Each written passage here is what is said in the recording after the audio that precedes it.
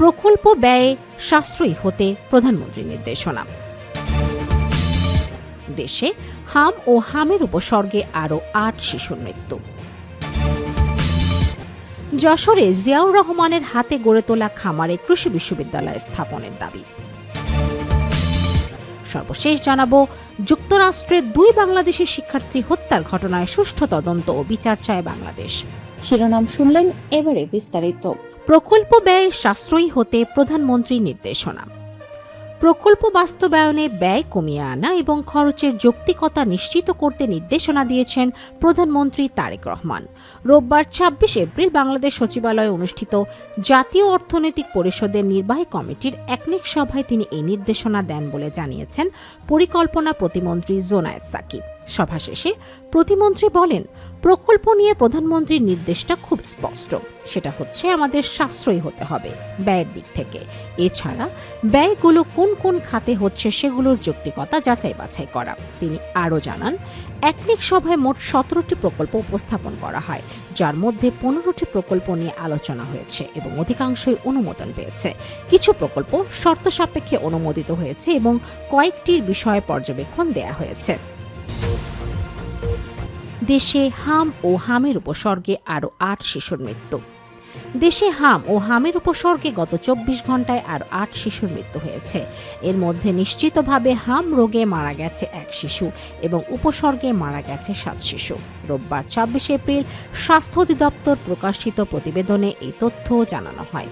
প্রতিবেদনে বলা হয়, এই সময় সারা দেশে আরও ১,৪২১ শিশুর শরীরে হামের উপসর্গ শনাক্ত হয়েছে। গত 24 ঘন্টায় সবচেয়ে বেশি 5 শিশুর মৃত্যু হয়েছে ঢাকা বিভাগে। এছাড়া সিলেট বিভাগ ও রাজশাহী বিভাগে 1 জন করে শিশুর মৃত্যু হয়েছে। স্বাস্থ্য অধিদপ্তরের দেওয়া তথ্য মতে গত 15 মার্চ থেকে এই পর্যন্ত হামের উপসর্গে দেশে মোট 216 শিশুর মৃত্যু হয়েছে। একই সময়ে নিশ্চিত হাম শনাক্তের পর মারা গেছে 43 শিশু। এদিকে চলতি বছরের 15 মার্চ থেকে এখন পর্যন্ত 32,028 শিশুর শরীরে হামের উপসর্গ দেখা দিয়েছে। এদের মধ্যে 21,434 জনকে হাসপাতালে ভর্তি করা হয়। তবে চিকিৎসা নিয়ে ইতোমধ্যেই 17,955 শিশু সুস্থ হয়ে বাড়ি ফিরেছে। এছাড়া এই সময় দেশে 4,603 শিশুর শরীরে নিশ্চিতভাবে হাম শনাক্ত হয়েছে বলে জানিয়েছে সংস্থাটি। যশোরে জিয়াউর রহমানের হাতে গড়ে তোলা খামারে কৃষি বিশ্ববিদ্যালয় স্থাপনের দাবি। যশোরের চৌগাছা উপজেলার জিয়াউর রহমানের হাতে গড়া দেশের বৃহৎ তুলা উন্নয়ন, গবেষণা, প্রশিক্ষণ ও বীজ বর্ধন খামারের পূর্ণাঙ্গ কৃষি বিশ্ববিদ্যালয়ের দাবি জানিয়েছে স্থানীয়রা। এই দাবি দীর্ঘদিনের পুরনো হলেও মূলত সোমবার ২৭ এপ্রিল প্রধানমন্ত্রী তারেক রহমানের যশোর সফর ঘিরে স্থানীয়দের এই দাবি জোরালো আলোচনায় এসেছে।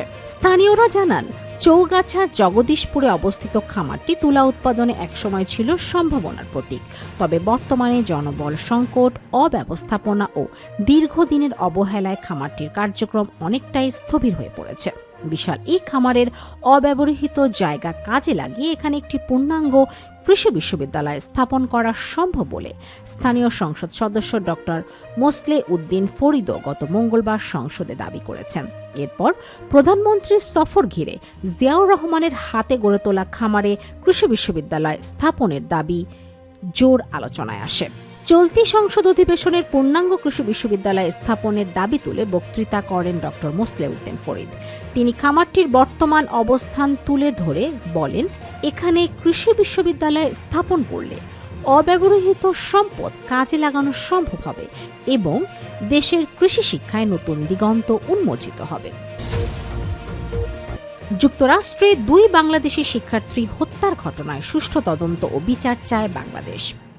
যুক্তরাষ্ট্রের 2 বাংলাদেশি শিক্ষার্থীর হত্যাকাণ্ডের ঘটনায় সুষ্ঠু তদন্ত ও দোষীদের বিচার চায় বাংলাদেশ বলে জানিয়েছেন পররাষ্ট্র প্রতিমন্ত্রী শামা ওবায়দ ইসলাম। রোববার ২৬ এপ্রিল পররাষ্ট্র মন্ত্রণালয়ের এক ব্রিফিংয়ে তিনি এসব কথা বলেন।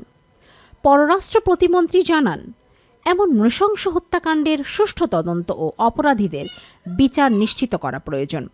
সরকার নিহতদের পরিবারের সঙ্গে নিয়মিত যোগাযোগ রাখছে এবং বিষয়টি গুরুত্ব সহকারে পর্যবেক্ষণ করছে। উল্লেখ্য গত 16 এপ্রিল যুক্তরাষ্ট্রের ফ্লোরিডা অঙ্গরাজ্যে বাংলাদেশি 2 পিএইচডি শিক্ষার্থী জামিল আহমেদ লিমন ও নাহিদা সুলতানা বৃষ্টি নিখোঁজ হন। নিখোঁজের 10 দিন পর 24 এপ্রিল জামিলের মরদেহ উদ্ধার করা হয়। পরদিন 25 এপ্রিল সামাজিক যোগাযোগ মাধ্যমে দেয়া এক পোস্টে বৃষ্টির মৃত্যুর খবর নিশ্চিত করে তার পরিবার।